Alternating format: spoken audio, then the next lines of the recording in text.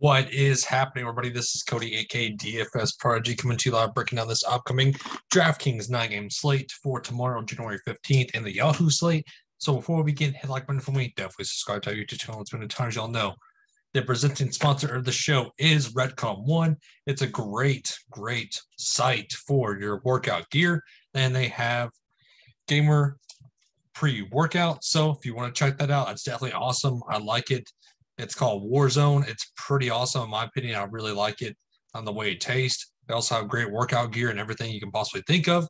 So I'll add that link in the description below for our percentage off. So definitely check that out. And then come hang out with us at Daily Grind Fantasy. It's a great group of guys and gals in here. We have, like I said, usage rates, projection minutes, Draftkings projections, Yahoo projections, all you can possibly think of. We got it here all laid out for you for each slate, and they give us a core. Matt and TG are great guys. They give us a core, and we have multiple sports here.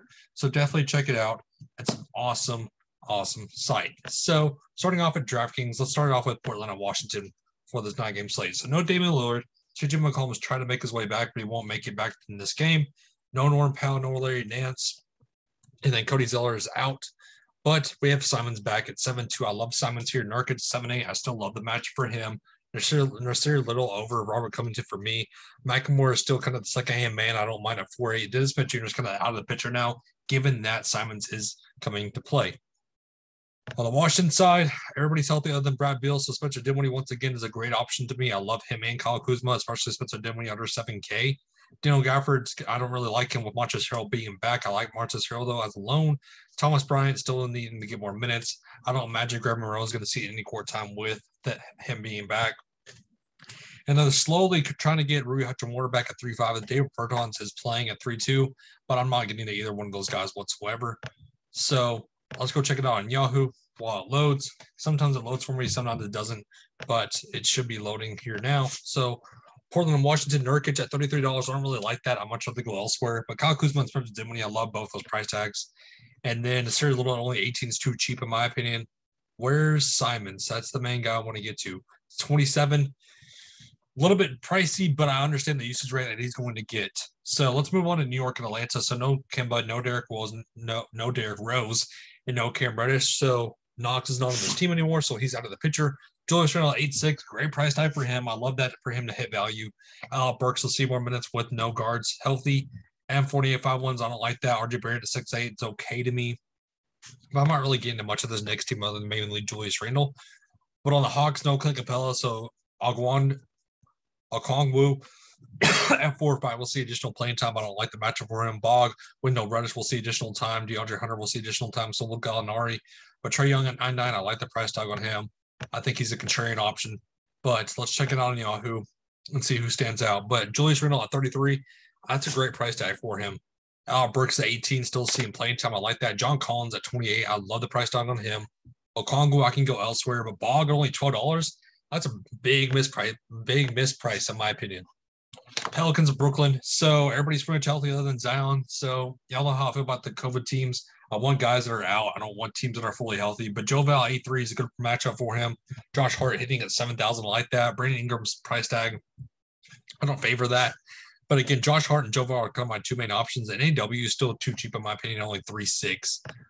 Brooklyn, we know Kyrie's not going to play because this is in Brooklyn. So James Harden and Kevin Durant, two high-priced options that are going to be secondary guys. Cam Thomas, no thank you. I'm not playing much of this Nets team. It's too hard to trust what Steve Nash is doing. We really don't know. This could change literally in a minute for what their starting lineup could be. So I'm not really on a lot of these Brooklyn guys, if any. But let's go check it out on Yahoo.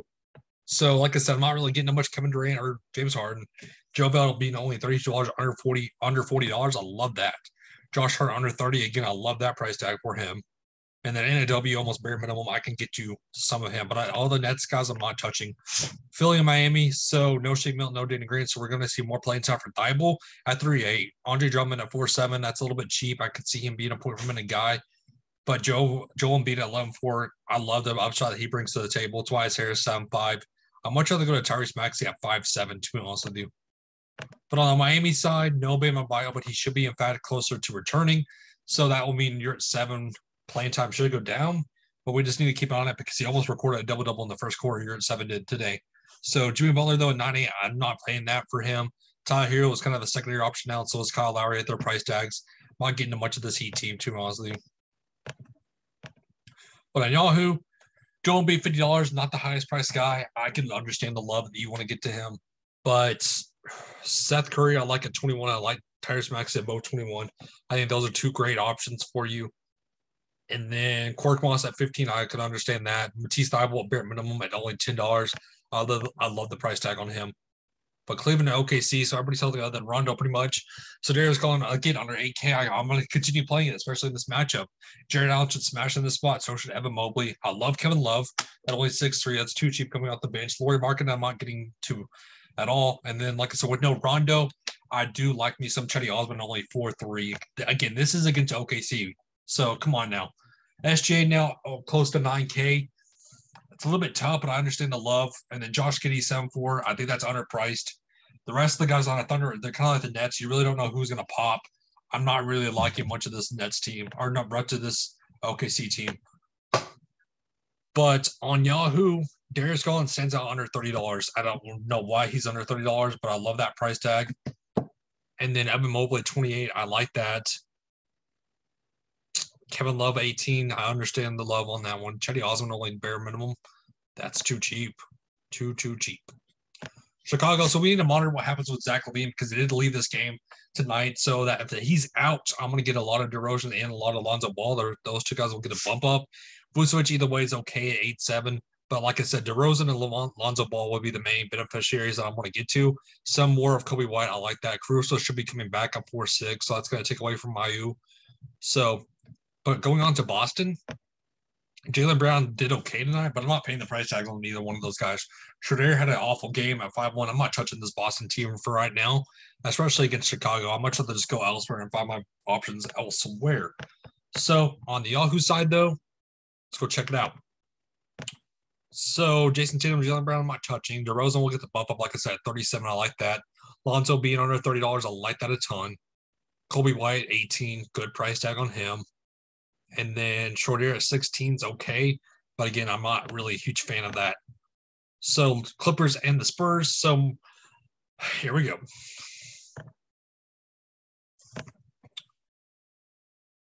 What are we going to do with the Maria Coffee? One night he goes for 43. The next guy, he goes for 21. I'm not touching it, not touching it, not touching it. Give me Terrence Mann at 4-8. I like that. Reggie Jackson over Eric Bledsoe for me. Marcus Morris, 6-7 is okay, but Zubac at only 4-5. That's a great matchup for Zubac here for being only 4-5. So I'm going to get to a lot of Zubac. On the Spurs side, no Derek White possibly, so DeJounte Murray still at 10-6 is going to be contrarian. Jacob Poeltl, 6-6, great matchup for him. And then we saw Vassell start at 4,000. I like that for a value, and I like Lonnie Walker at a value at 5,000. But Keldon Johnson being only 5'2", I want some of Keldon Johnson here in this matchup. So before we move on to Lakers and Denver, let's talk about it on Yahoo. Jacob Poeltl under 30 stands out to me. Keldon Johnson being only 18, and Zubac is I love Zubac at 16. And then Eric Bledsoe's cheap at 14, and so is Vassell. So those two guys do stand out to me. So Lakers and Denver. So LeBron James is always questionable, but he should be in fact playing. 11-9 is kind of a tough pill to swallow. I'm not liking a lot of this Lakers team, to be honest with you. Overall, I'm just kind of fading this team as a whole. But on the Denver side, Will Barton should be back at 5'9". Jokic is in a smash spot at 12-6. If you want to pay that price tag for him, I understand it. But you're going to have to find value. But it's pretty much just Jokic and Will Barton for me. Campazzo's okay at 4-1. He can get you a double-double. But again, this matchup is kind of meh, in my opinion. So, but on the Yahoo side, Will Barton stands out at only $20. Campazzo's 17 stands out to me.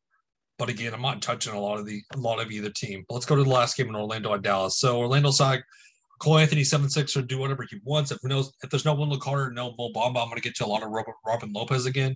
But Jalen Suggs at 4-8 is okay to me. But on the Dallas side, I'm not touching a lot. Pretty much just Luka for me. I don't like playing this Dallas team.